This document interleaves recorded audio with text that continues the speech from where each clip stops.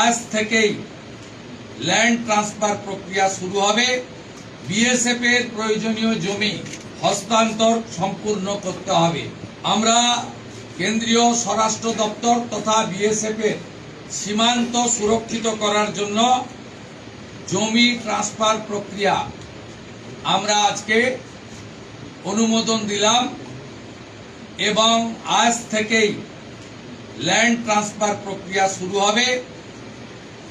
ভূমি ও রাজস্ব সচিব তাকে এবং মুখ্য সচিবকে দায়িত্ব দেওয়া হলো ৪৫ দিনের মধ্যে বিএসএফ এর প্রয়োজনীয় জমি হস্তান্তর সম্পূর্ণ করতে হবে, যা আমাদের কেন্দ্রীয় স্বরাষ্ট্রমন্ত্রী নির্বাচনের আগেই বলেছিলেন।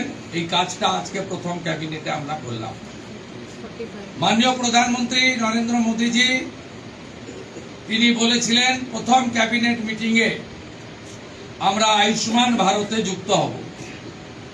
আমরা আয়ুষ্মান ভারতে যুক্ত হলাম এবং সংশ্লিষ্ট দপ্তর কেন্দ্রীয় স্বাস্থ্য দপ্তরের সঙ্গে প্রয়োজনীয় যে এগ্রিমেন্ট অন্যান্য যে বিষয়গুলি রয়েছে সেটা স্বাস্থ্য সচিব, মুখ্যমন্ত্রীর দপ্তরের উপদেষ্টা এবং মুখ্য সচিব মিলিতভাবে অতি দ্রুত সম্পন্ন করবেন।